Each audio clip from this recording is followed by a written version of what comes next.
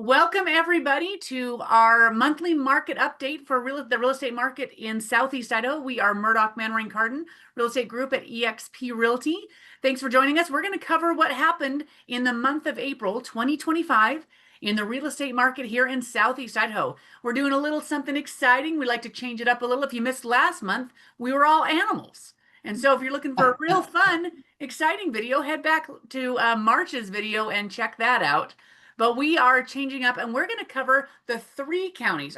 There's a lot of counties in our area, but these are kind of the core counties, the largest population. And we're going to cover kind of what happened as a collective this for the month of April 2025. So Bonneville County, Bingham County, Jefferson County. So let's roll. I think Bruce liked the animals last week because he He just did. He did. He walked wander in in. and said, Did come "Hey, in and is listen. this my time Oh, finally?"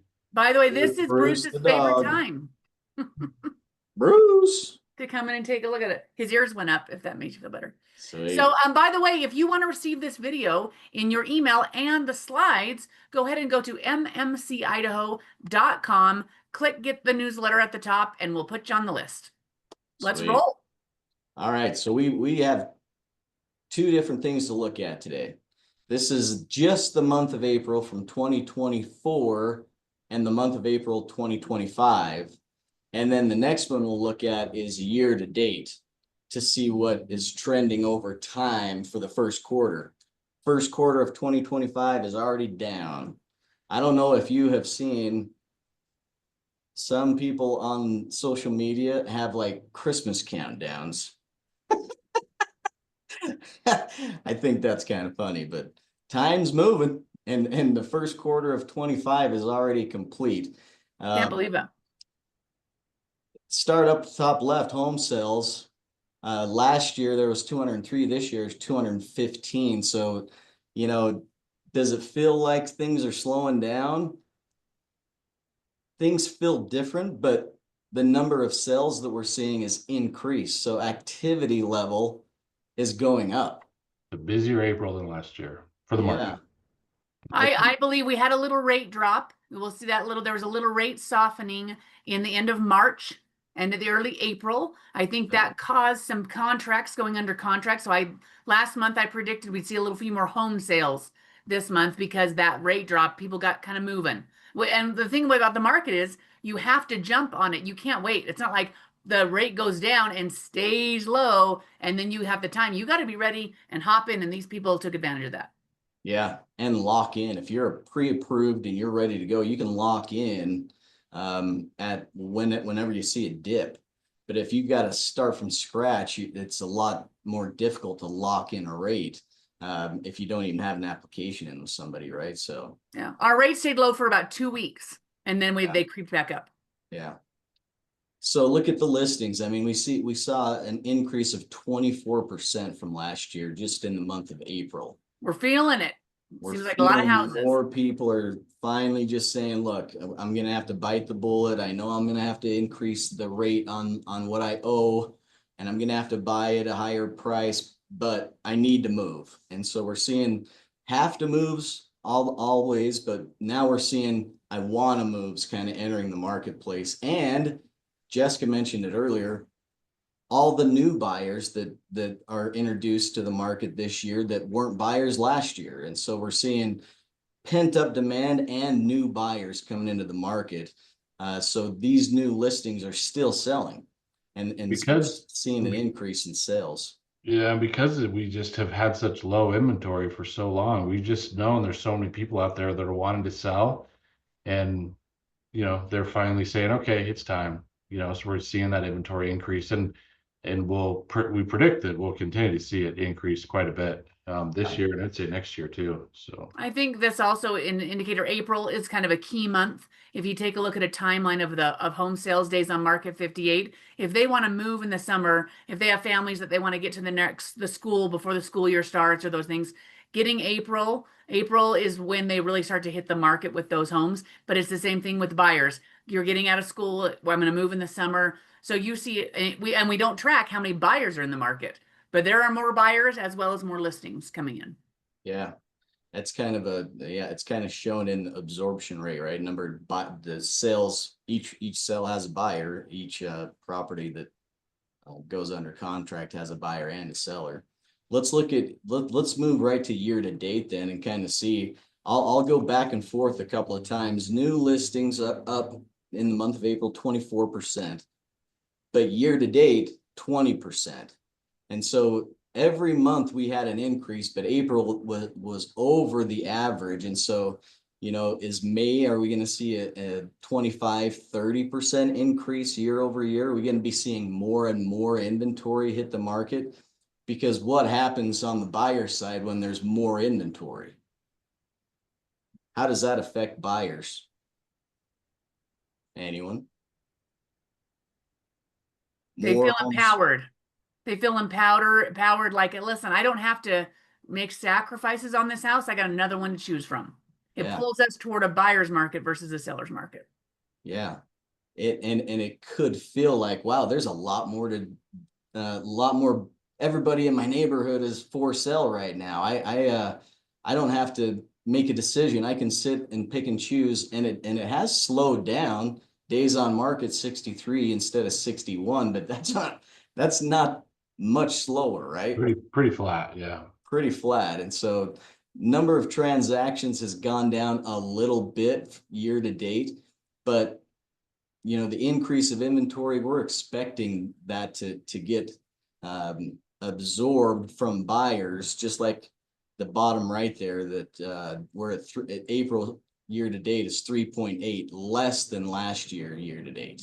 This is a 3.8 this is a months. crucial time in the year when we move out of the winter and we move in our area, we move out of the winter into the summer. So the absorption rate shows, you know, average of how we figure that out is what's the inventory and how many have we sold and divided in? How many months do we have left if we didn't until we're out of inventory? But if we have a new flux of buyers moving into the market that have not bought yet, but they're out there shopping, the absorption rate doesn't reflect that. We don't know how many buyers are entering the market today. We can only see how many have closed. So I think next month we watch that trend. Do we have as many buyers as we have new listings coming in? We'll find out a little more next month. Yeah. And still getting, you know, 98.2% of ask price. So we're not seeing, you know, sellers decreasing from their start price down 80, 70, you know, percent. We're staying pretty close to what the original list price is. And so the increase of inventory has not affected values as much as it might feel like it is out there. And I think that's a reflection of how many buyers are in the market. If you have multiple, you know, like I've had houses coming on the market and we have multiple offers.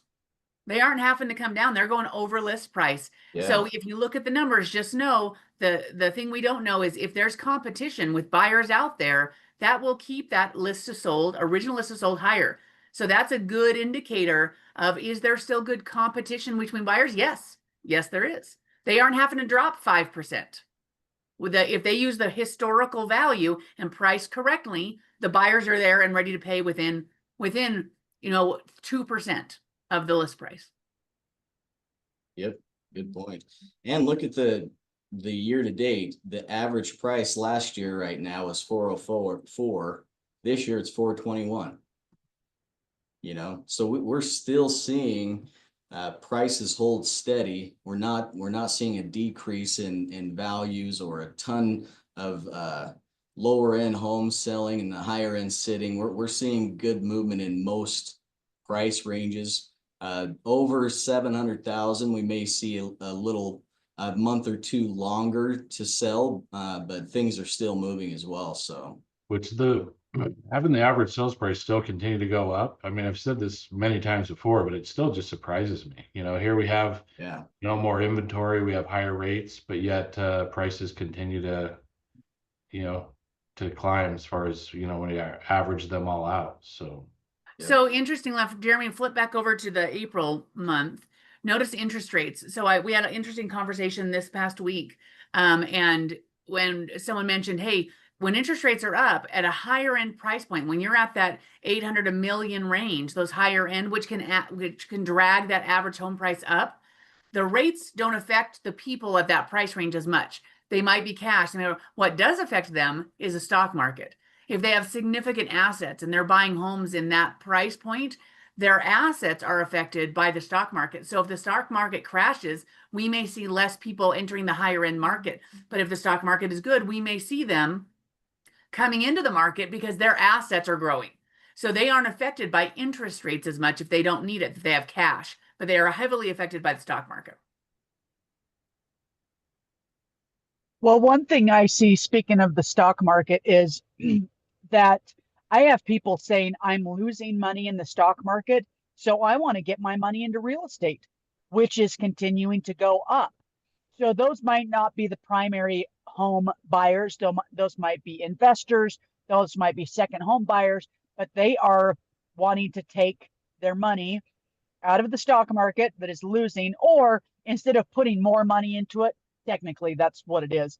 Instead of dumping more money into their stock market, they're like, I'm going to dump some money into real estate instead.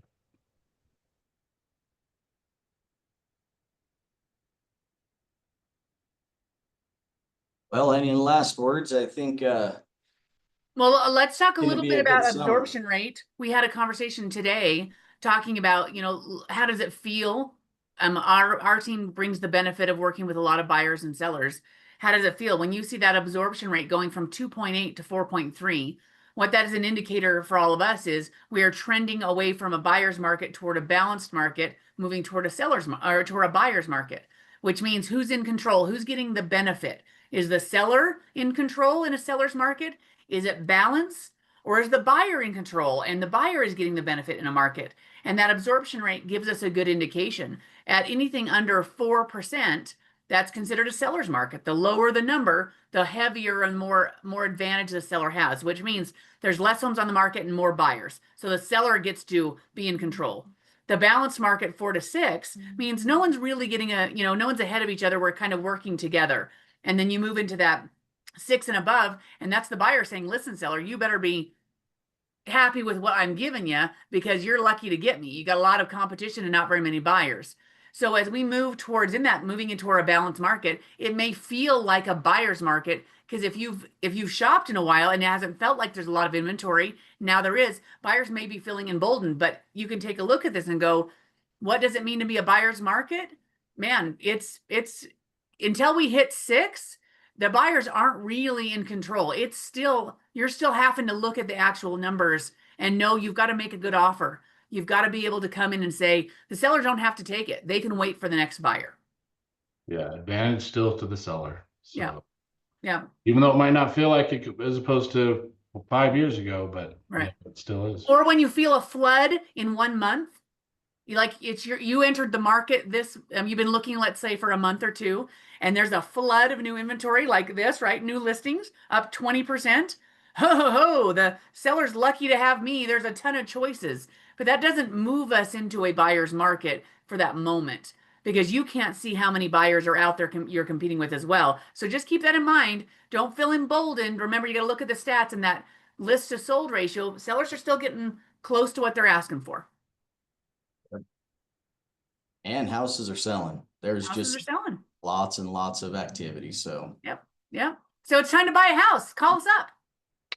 buy or sell or have questions about financing, anything. We want to be a resource for all things real estate. So Yep. And remember, all these stats aren't necessarily specific to your situation. What we want to do is hear your specific situation. Let's get your perfect stats for you because your house doesn't mean it's gone up that much or gone down, or we want to cultivate this around this is a general market. Let us talk to you specifically about your situation and let's help you.